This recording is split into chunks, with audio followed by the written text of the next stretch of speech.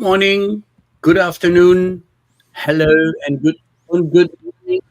Sorry, my LinkedIn is alive again, and you had now double sound for the same money. It's marvelous that you are with us again, and in looking forward to our take 4 already of our discussion with two splendid friends of the family, to say so, and marvelous experts. Welcome, Dr. Michael Wu, and welcome, John Reed. As I try to give the word directly to our guests, just a quick setting the scene. We love your comments. Feel free to comment on Facebook and LinkedIn. And if the stream should not work properly, you have several opportunities to watch it live on Facebook, on YouTube, and on LinkedIn as well. And as I saw that John joined in with his Twitter account, if I'm not mistaken, then you have the opportunity to see us there live as well. Now, having said that, you're missing two faces. My dear friends, Thomas Wibbenite and Marshall Lager are on the road, to say so. So I'm the host for today, and so that gives more time to our experts.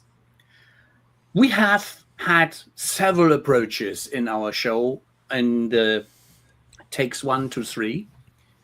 And now on 4, we would like to take up the latest actions. The latest actions, to say, drum roll, drama, agentic. There is a monster creeping over the, let's say, the big bag environment and on the screen, to say so.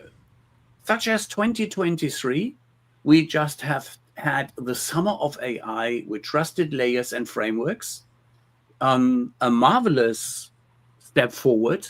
And now the same company is pushing forward with a lot of making it very popular to talk about the agentic stuff. Now, this will be our starting point. Gentlemen, Michael, you have been in Japan. You have been on the road a lot, and John has been in several events. I would like to kick it off with the first questions on the agentic AI. It's a new hot topic. What sort of questions have you been confronted with or have been facing to? Would you like to start, Michael? Sure. So I think a lot of people talk about agents, and I think that is definitely a promise of these AI that are able to complete tasks as, for example, a real person or real assistant or secretary or some sort, right? So I think that's something that's really, really powerful, right? Think of if you have, we all love our secretary, our assistants, but they need to rest, they need to take breaks, they don't work 24 hours, so, but having an agent is, the difference is that, you have this agent with you, wherever you go, 24/7, right? And it could complete tasks for you whenever you need them, right? I mean, that's the power that we are talking about, right? So you could imagine why this is such a popular topic and things that people would want to have. However, I think there's also a little bit of a misunderstanding what an agent truly is, in this sense of AI, right? I think maybe John, you could kind of talk about a little bit about what you see as agent or this agentic framework when people talk about it, because I hear multiple things. Okay. So, and I don't think people truly understand. Maybe after you gone through that, I could kind of, talk about like what I see as a true kind of agent or a true agentic framework. Yeah. Gentlemen, first I have to apologize because I stole you the opportunity to introduce yourself. So if we can, because I was so nervous being alone today, the only host, I just skipped it by mistake. So please introduce yourself, Michael, in one sentence, same with John. Yeah, My apologies. I'm Michael Wu, Chief AI Strategist at Pros. I've been on the show a few times. So I think I'll leave it more time for us to discuss the interesting stuff. Cool. I'm John Reed, co-founder of Diginomica and a friend of the show, and really appreciate these conversations. And one thing I'm going to just confess around this whole debate framework is that it's not as much of a debate sometimes as we might like, because I just really have a hard time disagreeing with how conscientious Michael approaches these issues. The more we talk, the more I tend to really respect that. My beef is really more with the overhype in the industry itself than anyone here. And my goal, honestly, I hope we have some good back and forth, but my goal is not so much to debate and have like hot takes, but to actually get somewhere with these conversations so that customers, as Michael alluded to, and people grappling with this technology can really make sense of this better. So with agents, for example, I think there's just been a whole lack of clarity on what AI agents can mean today for customers and what they might mean eventually. And when I wrote my big provocative piece on AI agents are being absurdly overhyped, I had a few issues, and one of them was just wanting to define better what an agent really is, because in fact there's an AI agents have been in existence for a long time, I would argue, in various forms. And so for example, like Uber, for example, or Lyft, or agent driven apps, they help you achieve a certain outcome, but they're not generative AI agents. And so that gets interesting, right? Because now we can ask ourselves, well, how would a generative AI agent be different perhaps than a classic agent? And I think that's what customers really need to understand.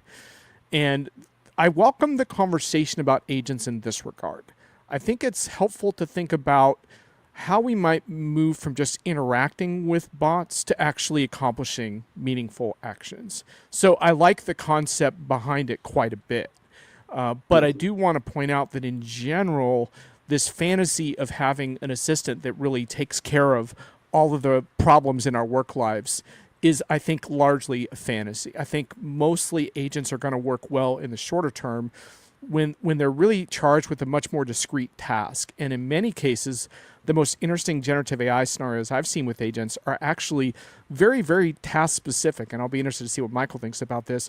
But often they can then be orchestrated with other agents that sort of orchestrate those subtasks and perhaps put them together in different ways. And so you might have an agent, for example, that's strictly tasked with some type of invoice reconciliation, where it goes through the customer accounts and checks for discrepancies with the invoice and maybe flags anomalies, but it's really built for one task. And I think that's actually quite realistic. Or you might have an agent that interacts with a human about a very specific role, but this whole thing around like, oh, I'm going to have an agent, oh, I need to book flights, so go do that and go do this, and you have this like constant executive assistant. Oh my God, we'd all love to have a full-time executive assistant, right?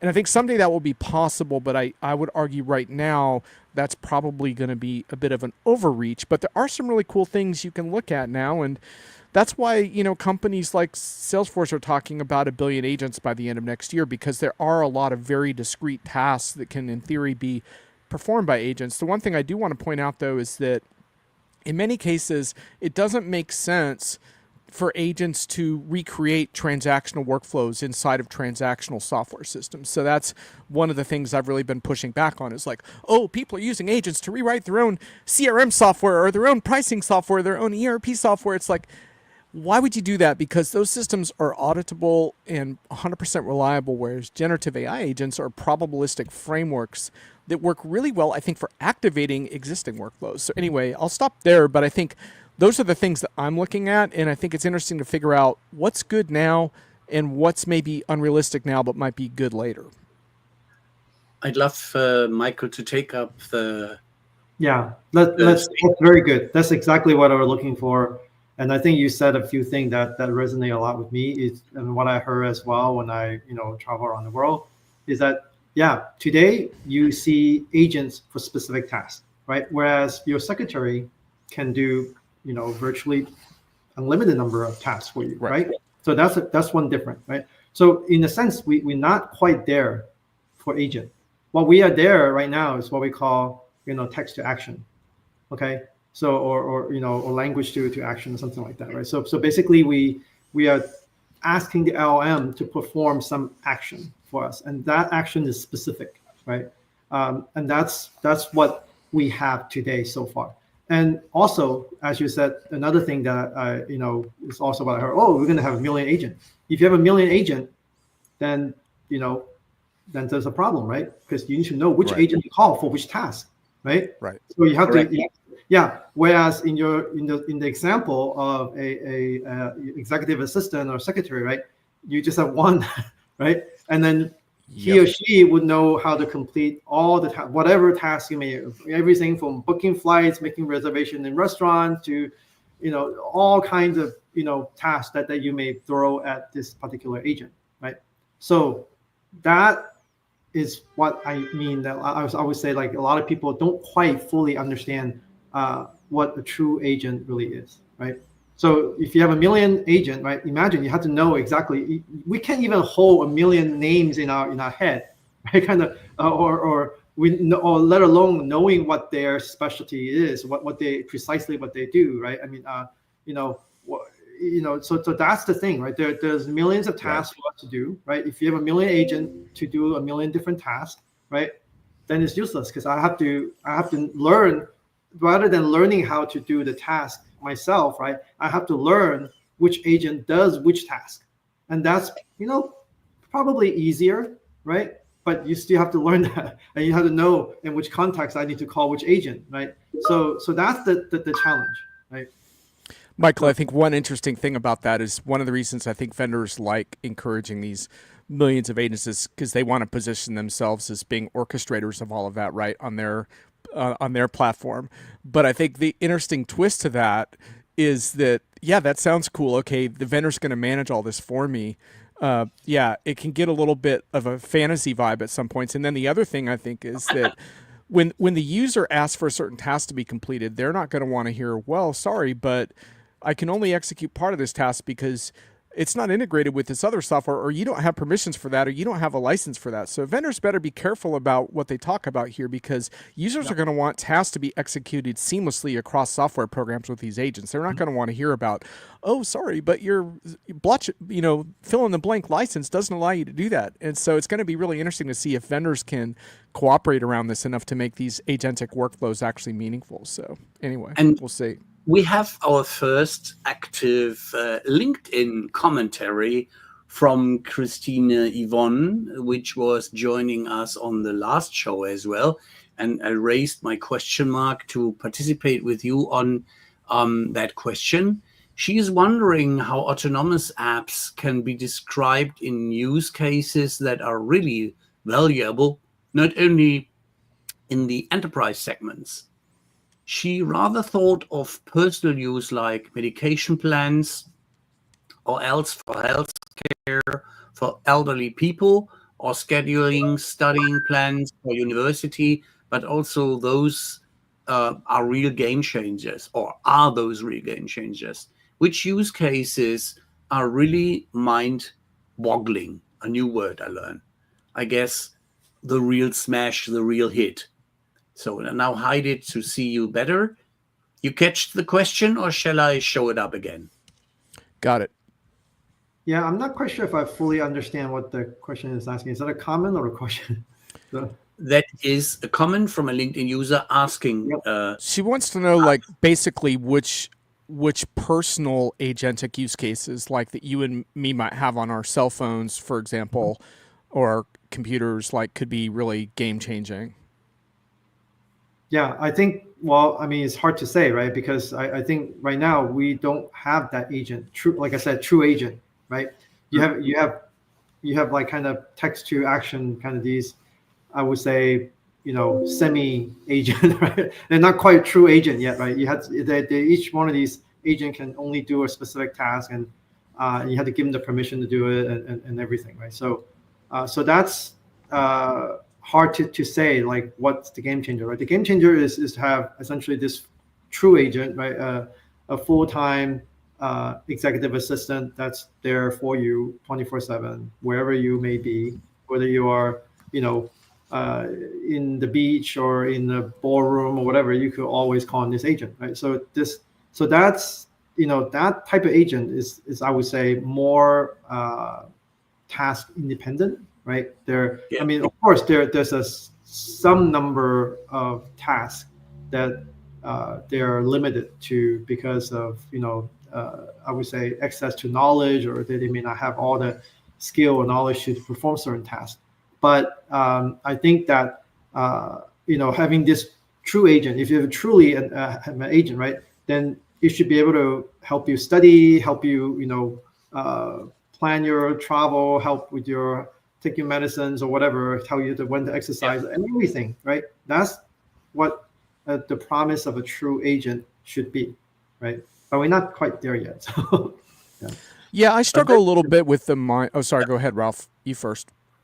Just wanted to show that Danny is with us and hello, Danny. Throw questions at us, Danny, and welcome. Please do. Yes. So welcome. Yeah. I struggle a little. Yeah.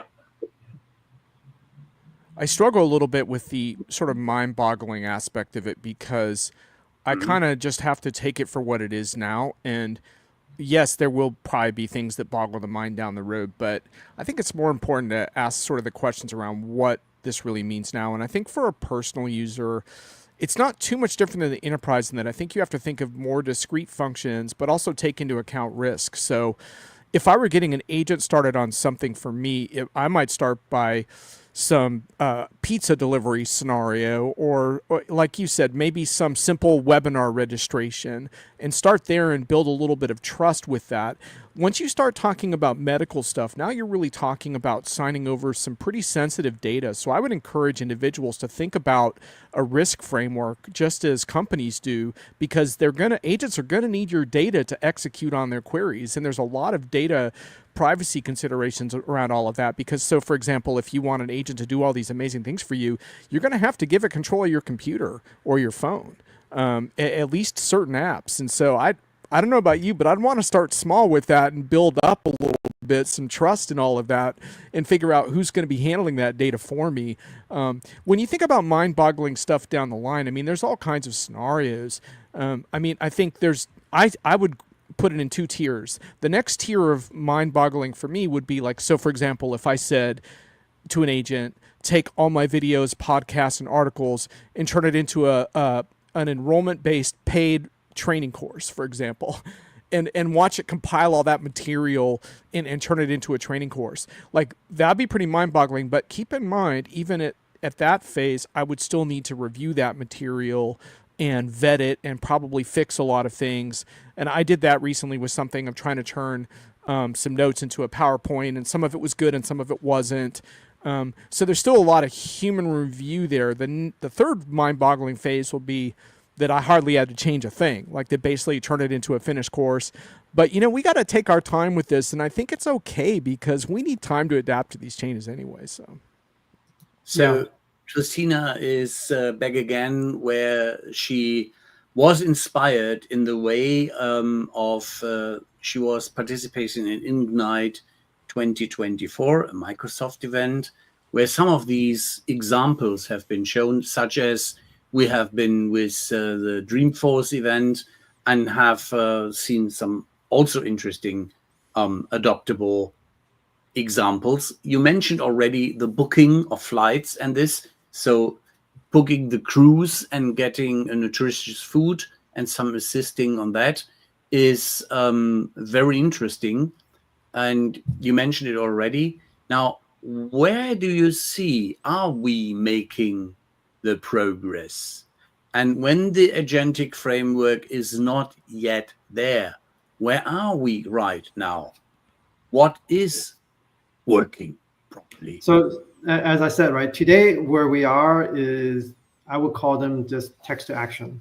That's where we are today, right? So we can teach a language model how to call an API, right? The syntax and what the inputs are, right? So for the example that was mentioned by the question, right? It's like, booking a cruise, right? So okay, that means I probably need your credit card, right, to book the cruise. I probably to get nutritious breakfast. Okay, then I'll probably need, your, besides what you like to eat, right? I also need your health, data to know what is nutritious for you, right? Maybe something that's very nutritious for me, maybe not so much for some other people, right? So you will have to make those authorization, right, to get those Yeah. agents permission to use those data that's actually very sensitive to you, right?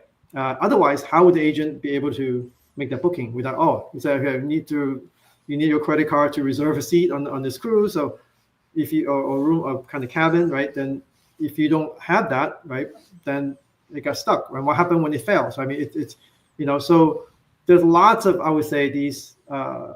I would say, yeah, agent is possible, but I don't think people have worked out, this kind of trusted framework, right? So you Bingo. imagine again, this is the crux of the problem, right? So when you have an executive assistant, you pretty much trust her or him, right? So she have access to a lot of your private information, your credit card, help you booking, making all those things happen.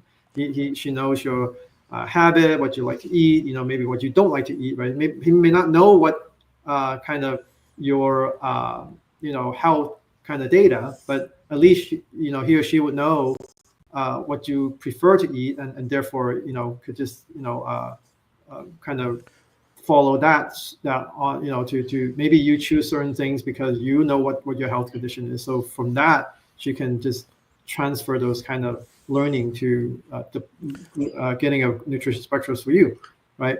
So that's the difference here, right? We're not quite there for that true agent.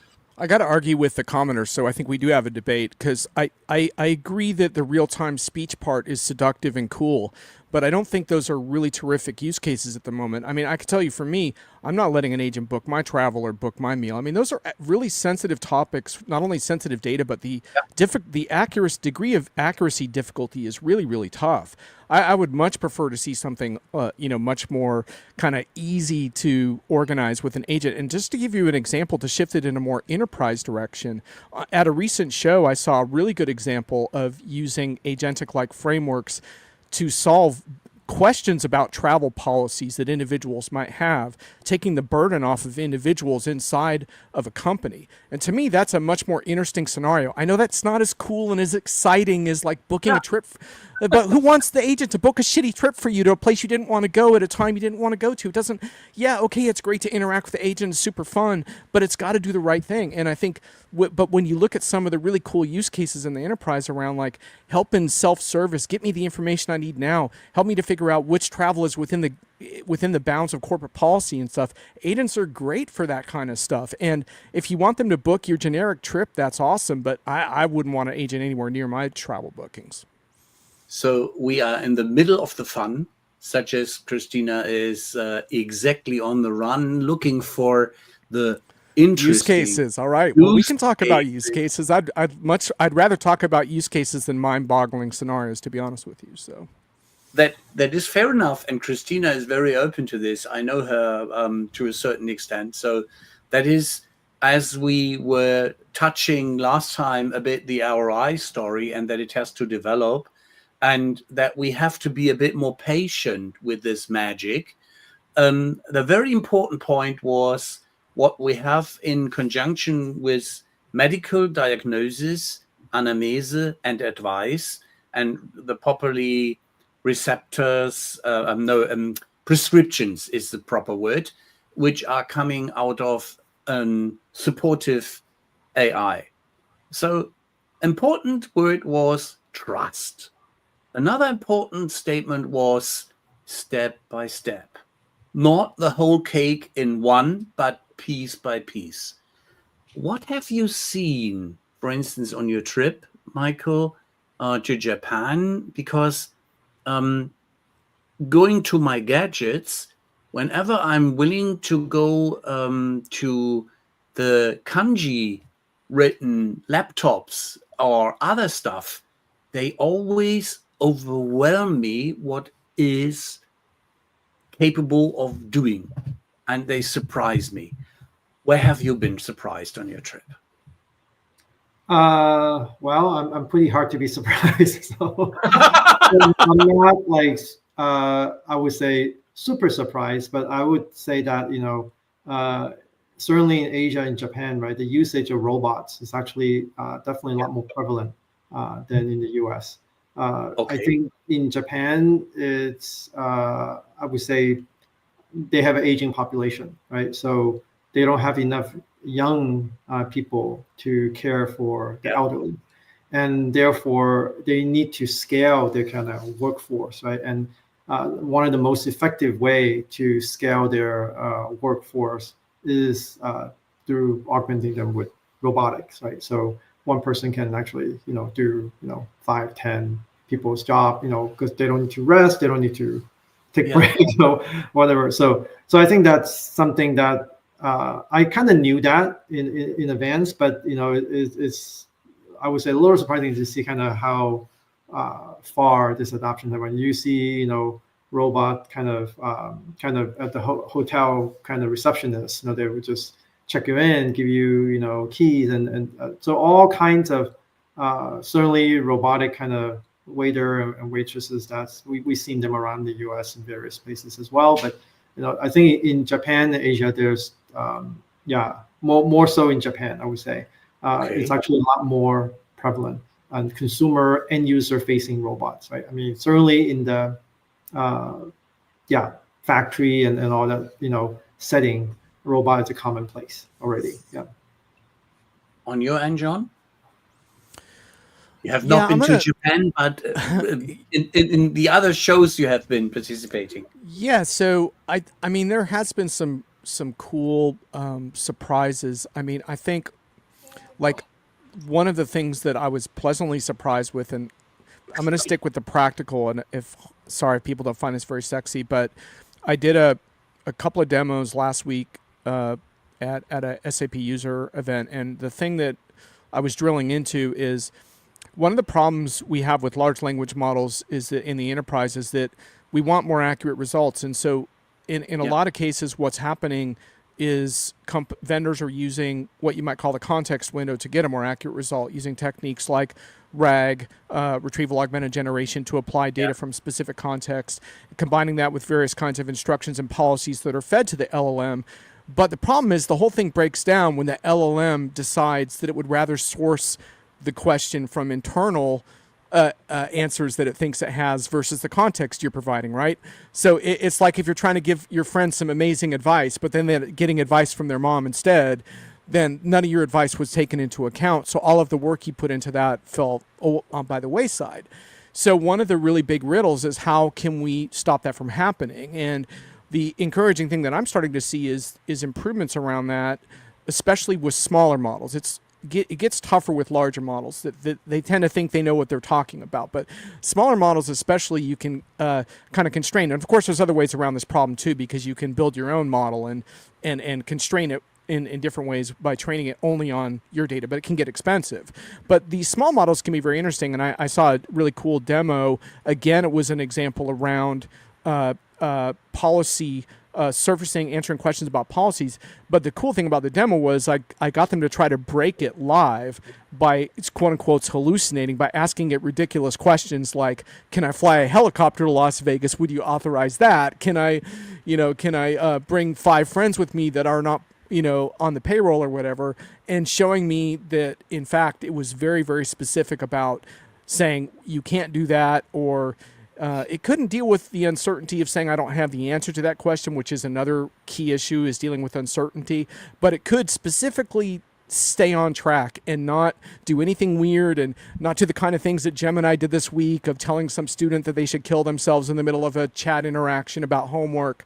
So I really like that, and I know that that may not be surprising enough and exciting enough for some people, but it's this really thoughtful approach to designing enterprise workflows that gets me excited. And I'm sorry if I'm built the wrong way. So No, no worry. I want to say a few comment about this because I think there's the real problem is grounding, right? How do you ground this language model, right? And RAG is by far, I would say, the most popular approach, right? And there is, I would say, stronger ways to engineer the prompt, right? So such that you can actually ensure that when you ask a question, right, you answer uh, the question. Your language model were not given the task to answer that question directly, right? So you search for documents that maybe potentially answer your question, and then you ask. So the language model to read those documents first, and then answer your question based on what it has read, right? So I think that's requires a little bit, I would say, prompt re-engineering, right? So if you ask him a particular question, right, you wanted to kind of prevent it from sourcing its answer from its internal knowledge, right? So like, you have to tell them explicitly, right? Kind of say, don't use knowledge that you already know, only answer this question from the user based on these documents that you have read, right? And then you could, so that's prompt engineering. So that's one way to. But Michael, I just want to mention that not all vendors I've talked with agree that's 100% controllable It's not 100%. And I just want to point that out, that there's a difference between, now in many cases it doesn't have to be 100% controllable to be really great, right? I want to be really clear about that. The 100% is only when you have auditable systems that have to be audited and you have to show that every time it got it right. But I just wanted to point that out, that it's not 100% solution most of the time, but it can get a lot better. I totally agree with that. Anyway, go on. Yeah. So if you want 100%, you should not use language model at all. Right. There's no guarantee 100%, even RAG, it's not 100%. If you could RAG it, and so how do you deal with these types? So like I said, that's one way, right? Is to engineer your prompt to be more specifically, tailor the language model's kind of knowledge to point it to whatever knowledge base that you want to source this knowledge from, right? So that's one way to do it. Another way is that when you're dealing with this probabilistic model is just by, oversampling it, right? So you ask the same question and then over and over again, like hundreds of times, right? And then you see which one is most consistent, right? So this is actually a approach used in quantum computing, right? Quantum computing has the same probabilistic, I would say, challenges with large language model because everything is probabilistic, right? You solve an optimization problem, there's no guarantee it's optimal. It's probabilistic, right? So what do? Quantum computing, well, one thing that's really good about quantum computing is they're fast, right? So you just take advantage of the fact that it's fast and you just compute the answer like 1,000 times and see what the most frequently appear answer is, and then that's probably the one that's probably correct, right? So of course that gets expensive, right? So that's the trade-off you're dealing with today, right? So this is the type of thing that people have to remember when you're dealing with a probabilistic system. There's no guarantee. Even if you do this 1,000 times, right, your error rate is still reduced by 1/1,000, right? It's not zero. It's not zero. It will never be zero. Much applause to you for being clear and honest about that point. It's really incredibly important for evaluating use cases. And like I said, it doesn't rule out a lot of really valuable use cases. It's just important to get clear on it. Can you clear up a couple things for the audience that may not be as familiar with this? When you talk about engineering the prompt around that, you're largely talking about things that a typical user would not see, correct? You're talking about embedding stuff within the prompt so that the onus isn't on the user. Though I do think at times it will be important for users to have good skills asking the right question, but the more you can take that off the hands of the users, right? That's kind of what you're probably focused on, right? That's right. So the prompt engineering is not to be kind of relegated to the end user typically. Right. So if you ask them, say, what question you will ask LLM, like say this travel policy that you're saying, can I bring like 5 friends to this, whatever, and it may actually, so if that's your question, right? Can I bring 5 friends on a trip to Grand Canyon, something like that, right? So that's your question, but the prompt is actually re-engineer such that the prompt is basically read and then a bunch of text, right? And these texts is retrieved using a search engine through this RAG or vector search, and then it basically read all this. So we have all these policies that they document that they find within this document. So it has read all that, and then you engineer another insert another kind of, you kind of not a user given text, right? And then it would be kind of answer the following question based on what you have just read, right? And Right. then the question from the user. So that prompt is much bigger now, right? It's telling you to read Yes. all this stuff, right? And you include all the stuff that you find, right? And they Right. also tell it to answer the question only based on what is read, right? And nothing else. And you could even be specific, right, about a negative prompt, right? Negative prompt is actually very important. It's like that don't rely on your existing knowledge about, this Yeah. is, I want you to answer this question specifically based on what you just read, right? So you can actually, those are not visible to the user and it's not entered by the user, right? But they're there on default, as part Yeah. of the engineer system. Yeah. And Michael says his next comment: prompt engineering shouldn't be relegated to the user. Michael, I agree with that, but I'm still going to make the argument that the best users are gonna be skilled at how to query the system more effectively, just like any search engine. But that's a whole nother conversation. Michael, Sure. I want to concede a point from a previous debate. Are we ready for Okay. this? Do we have like a graphic for this? Like John concedes a point. Because I've been pressing pretty hard on explainability, which I do think is a very, very important topic. I think we agree on that.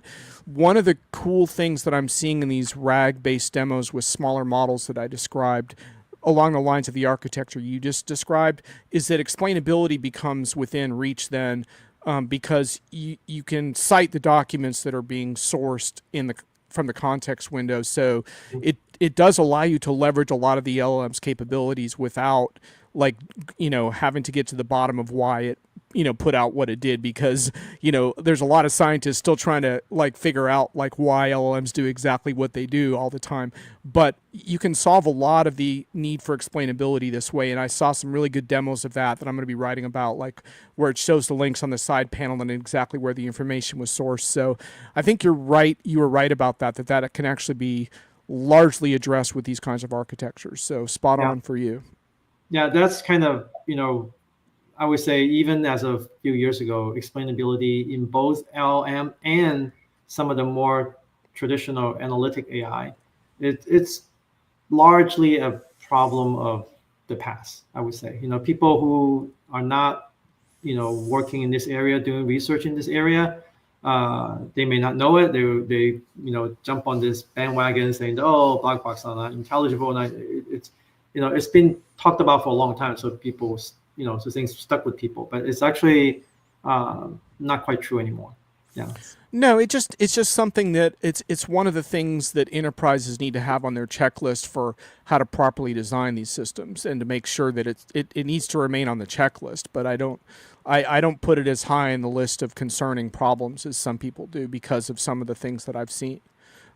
It's essentially you're modifying the weaknesses of large language models by placing them in a broader context where some of that can be addressed. And Jürgen was right about that the 100% thing makes it inappropriate. Ralph, can you put that comment back on for a sec? Yeah, naturally, my pleasure. Here we go. If you want 100%, do not use. This means the technology is hardly usable in any security-related action. I would say to an extent, yes. I would be interested in Michael's take on that. I mean, the way I look at that is that it is exactly what I was saying before about how you wouldn't have the large language model executing transaction-based scenarios that are auditable in a classic auditing framework, which includes secure transactions. But I think you can still use these as user interfaces, because if it doesn't get your command quite right, I don't necessarily see the harm done. I don't think that's necessarily a security violation, as long as it's designed so that it only shows you information appropriate to your role. I don't know, Michael. Yeah, I would say that's you cannot use it alone. Okay, so Right. you cannot use large language model such as a GPT model or a Gemini alone.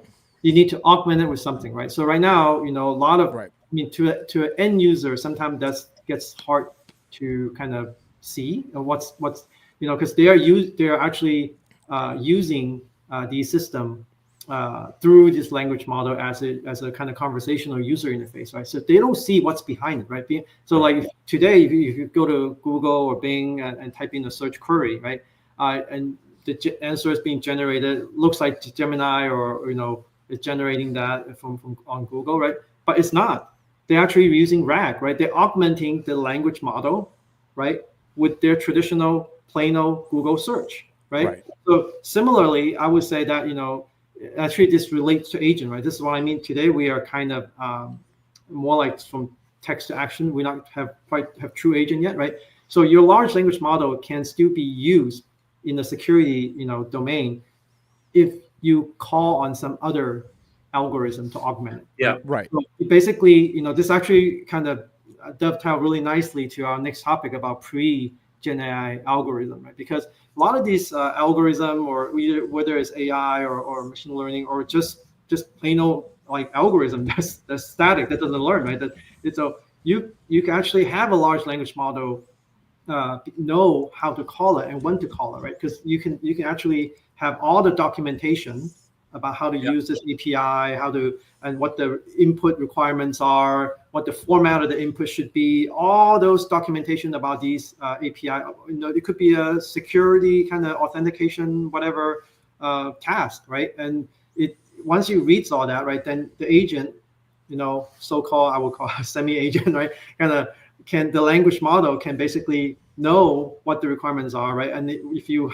ask it to do something for you, it simply gets all the information from you and then make that call for you, right? So that's why I often say that Gen AI and these pre-Gen AI algorithm, they're kind of I would say two sides of the same coin, right? You have this, Gen AI, or large language model will essentially become the graphical user interface for kind of advanced analytic AI algorithm, right? Basically, if you think Yep. about it, right, before you have graphical user interface, what do you need to do in order to do any computing? People have to write command line, right? And not everybody can write command line. It's not hard, but you still need to the bar to learn to write command line, is higher than just tapping around in the graphical user interface, right? So that's what graphical user interface have done for computing, right? Now anyone can use a phone, right? Because it's all graphical user interface. They just tap around and then they could get what their task done, right? But today, I think we have a similar, before this language model, we have a similar problem with essentially these advanced kind of analytic AI algorithm, right? So you need a data scientist to know, these algorithm takes these input, and only if the data are distributed in a certain way, this algorithm will work well, and only the input, you need these additional input and have to be formatted in a certain way, and this algorithm does this and that, and so all the stuff that the data scientists normally would know in their head, right? You can actually have a large language model understand what the requirement is to execute this particular Yeah. algorithm, right? And then Yep. you can actually go from essentially text to action, right? So you could treat that as a semi-agent. Like I said, I don't consider these true agent, right?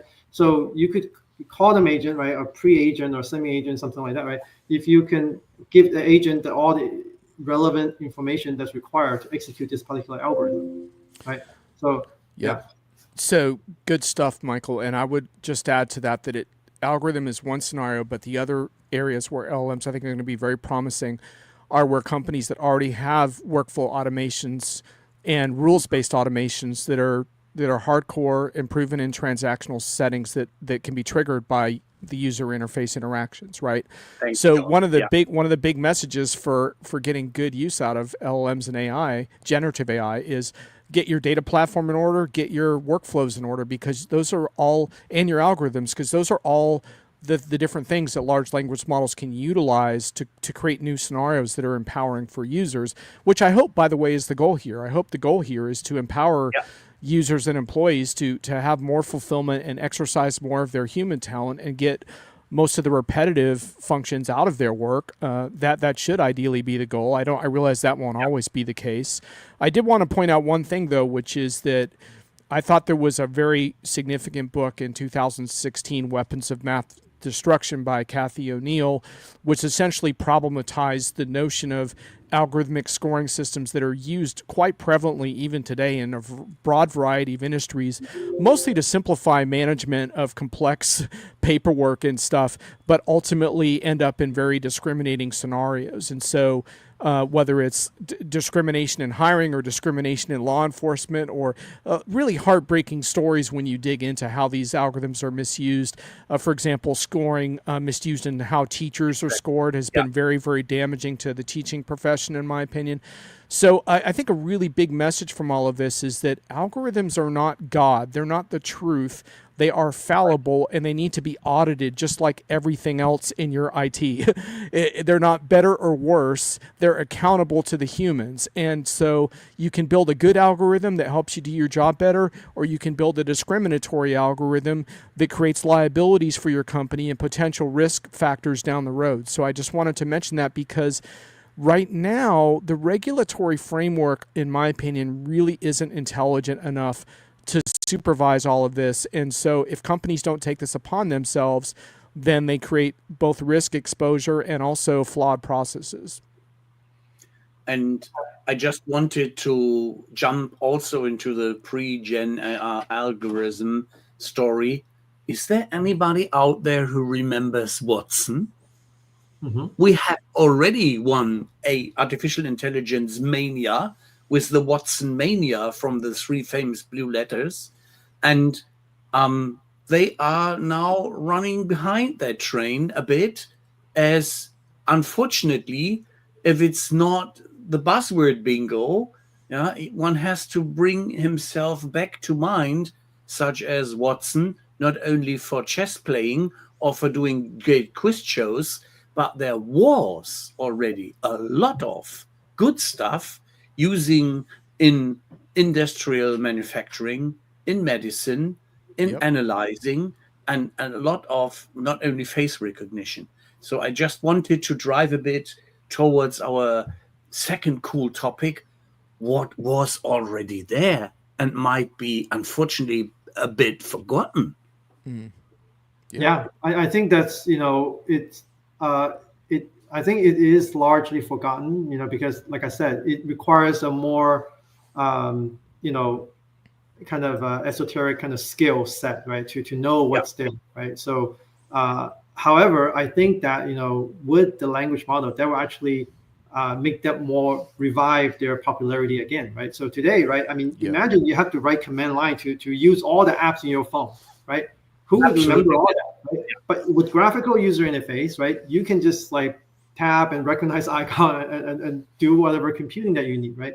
So similarly, exactly the same for these algorithms, right? You have algorithm like for example pros, right? We do revenue management. We have algorithm, actually AI algorithm for pricing a seat, pricing ancillaries, right? Pricing in negotiated domain, in non-negotiated domain, right? So we're all kind of this, right? So when do you use what? When can you use what, right? I mean, but all those are knowledge that can be documented, right? Mm-hmm. And the large language model can read all those and understand. And now you simply have to tell them that, okay, I'm trying to price whatever that you want to price, right? And then you may ask you a few questions to make sure, oh, is this Yeah, if it's a seed or ancillary, right? Then you will know what to call, right? You will know what to, and you will basically say maybe for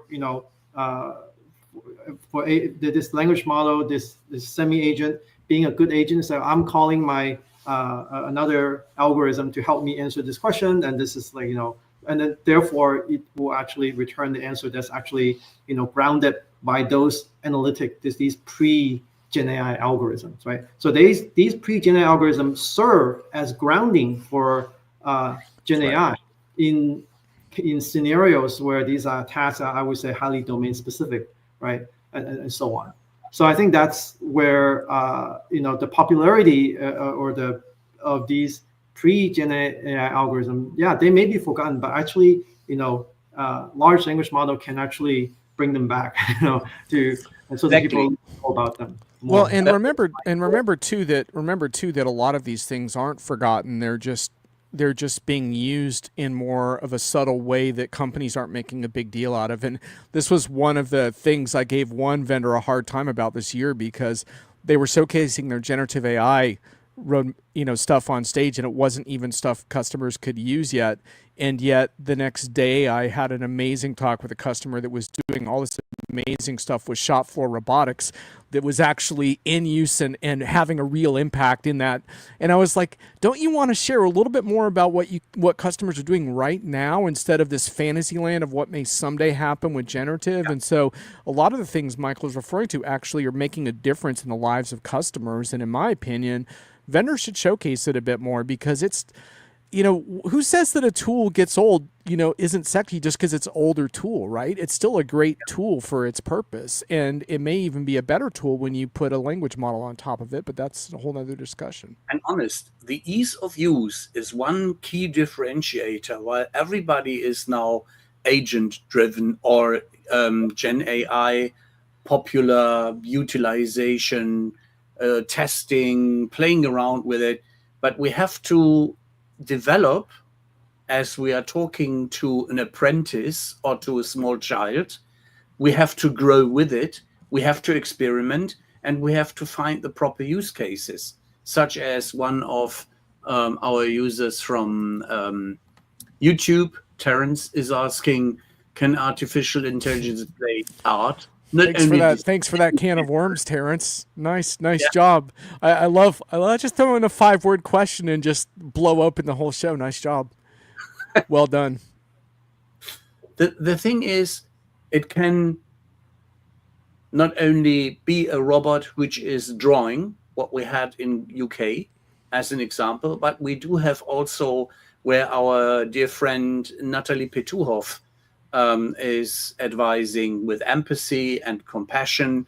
RIA in somewhere in India, where they create robots which are in medical care, which are in that area which Michael described, in such as taking care of elderly people, and it's just one of the topics which are coming around.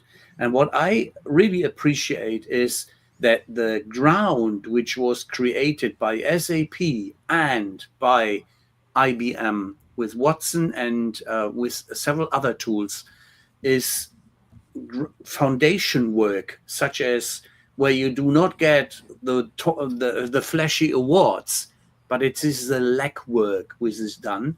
And that is what I take as the point from you, Michael, as with the ease of use for a larger audience, the good stuff which is already there can be, it's like we go to a diamond mine and we start getting the diamonds and the gold out of the mines again, because we can start digging deeper, better, and easier.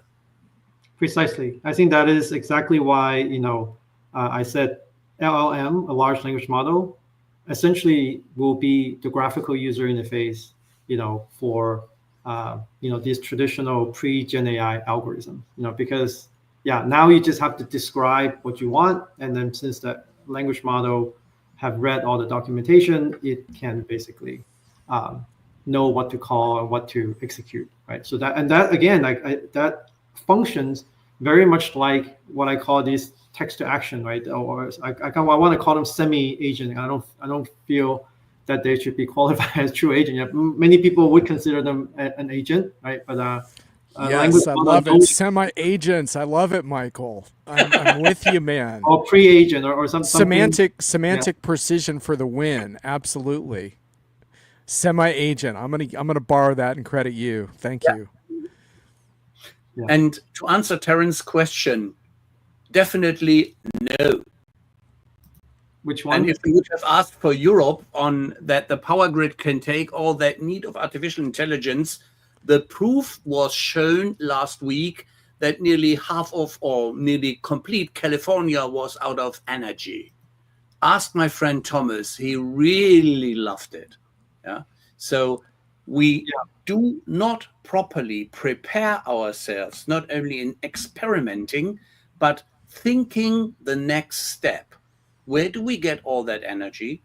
Are our power grids properly in place and shape, and from the infrastructure? And it is a similar question we have been asking ourselves here in Germany. If everybody is moving now to electric cars, can we handle this? And the answer is another time, no, we can't. Yeah, we are not prepared. And all these funny people jumping and running around, going for the money, going for the gold, going for the platinum, and say, yes, I. Sorry, guys, girls, there is some challenge. Just be prepared before you start the engine. It's like opening Pandora's box and the worms are already running around. Now we have to sort it in a proper way. And this is an upcoming challenge I do see, because our former chancellor, whatever you think about her, Angela Merkel, wrote simply in her memoirs, I advise the German government not to go back to nuclear power because it is not in the shape that we just do it again. We have to think smarter. That is, Unfortunately, Amazon, Microsoft, and Google didn't listen to her. well, Sorry. that the typical stuff. Or larger organizations prefer to think themselves. Probably they should have asked their AI what it is consulting How are you and going to giving power us yourself? Yeah, I love it. and the thing is, I would love to see that the large ones are the companies you mentioned are going with a good example, such as that they support solar and wind power, that they go for alternative energies such as water power, what we have in the countries where we have large mountains, and we can utilize there these energy supporting and creating levels in more depth. That will probably not be enough.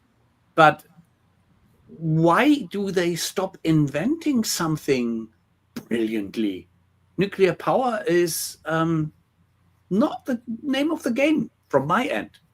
What's your take? Well, I take that very, I would take a very different take, because I think that when people talk about nuclear power, they think about nuclear fission power.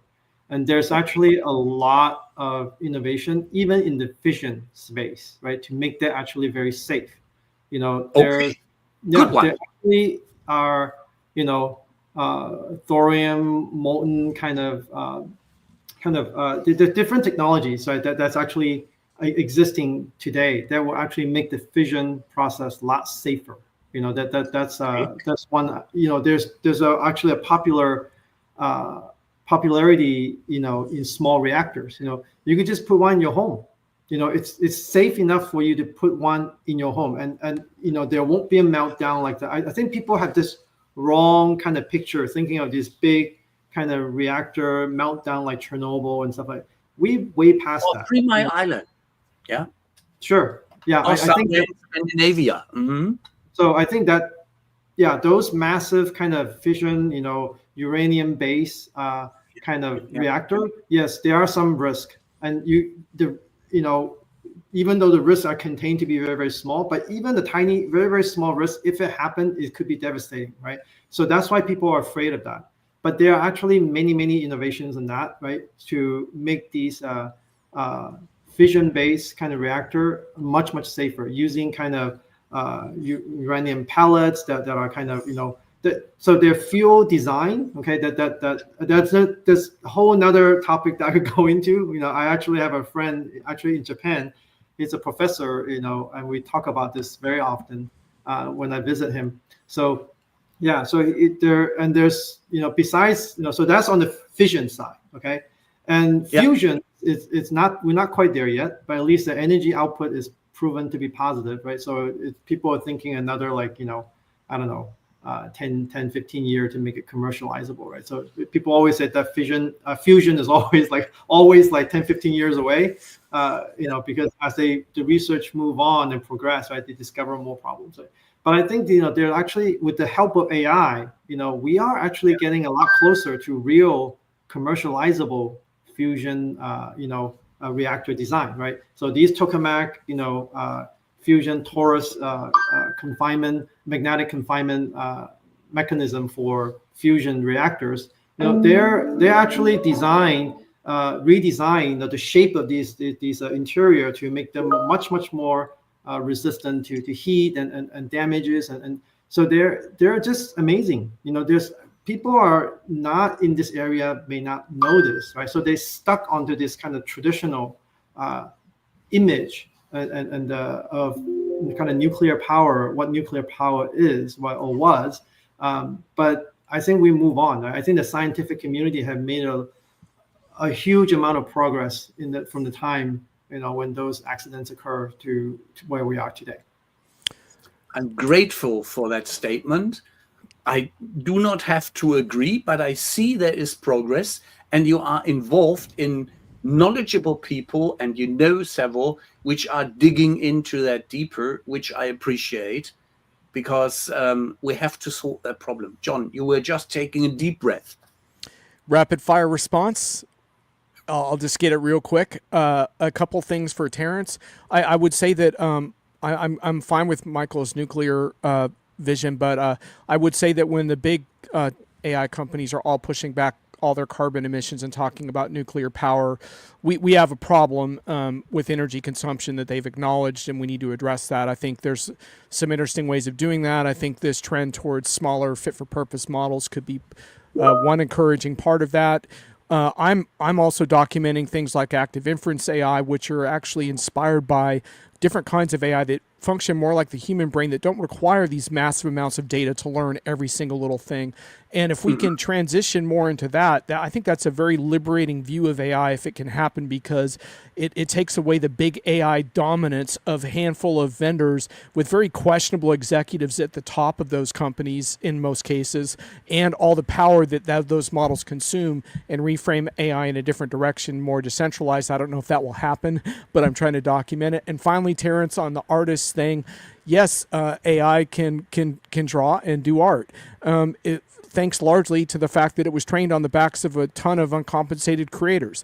But what I would say is we could have a long conversation about that. The impact of AI on creative professions is going to be potent, especially certain kinds of design and audio and film stuff. But I would also say that the urge to create and the human need to create will never go away. It will always be there. There will always be magnificent human creations done with and without the help of machines, and AI will never change that. But the professions are in some cases under some duress. So I will close there. We reached the top of the hour, and this was, wow, fast as lightning. The last word. You will have your last words, gentlemen. I just wanted to wrap up, as Marshall will do, in the way that I would like to have your take on not only your last work you just wanted to address, Michael, but also a bit perspective. And I don't go for 10 or 5 years, just where could we end up till end of next year with the progress. And now back to you, Michael. Sure. I think that, with the agentic framework, so we discussed a few things, right? So agentic framework, I would say that currently we're not quite there yet. We are somewhat of a semi-agent or pre-agent, right? And we're more on the, I would say, text to action, right? And text to action right now basically is teaching these language model, how to execute these, I would say, a whole slew of, think of all the existing, AI algorithm or machine learning algorithms that existed before Gen AI, right? How to execute those algorithms? Under what context can they be used? Under what condition? What kind of data do you need to? Maybe you have like 10 different algorithms that does the same thing, but some may require a different set of data than the other. And they will know when to call which one based on what data you have or context you have, right? So that's essentially this, language model will become the graphical user interface, the UI of AI, of this more pre-Gen AI type of AI, right? I typically call those analytic AI because they typically analyze some kind of data set, right? So, I think that's within the next, I would say, to the end of next year. I think this could be, this could happen in a much more,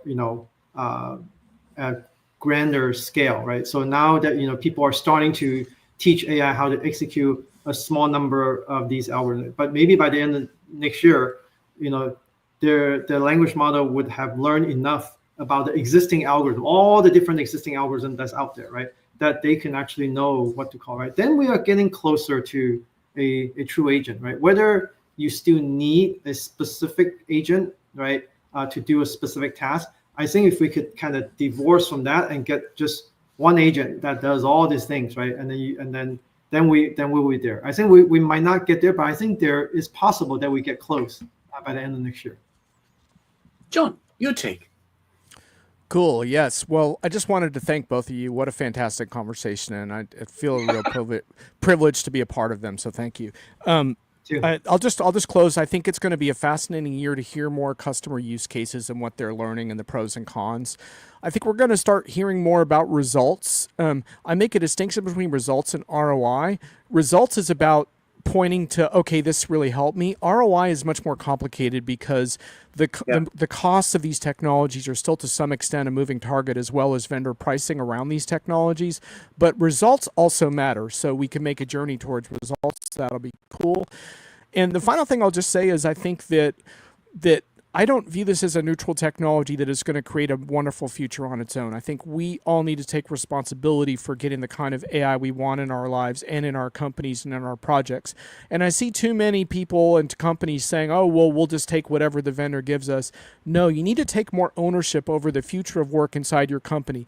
Are you about headcount reductions? Are you about empowering your employees? How will this technology help you to serve your customers better? How can you change your industry for the better?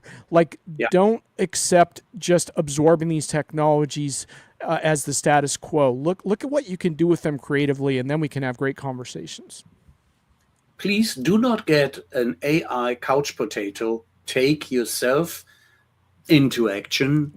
Show responsibility. That would be my take before I have the privilege to wrap up with a lot of regret. I could have continued for another hour, gentlemen, honest. And the time flew by like rocket science and rocket speed. And it was a pleasure, as the last 3 sets we had already, and the 2 we had with Michael as well. Ladies and gentlemen, that's our CRM convo for today. This hour honestly just flew by like my rocket just shown.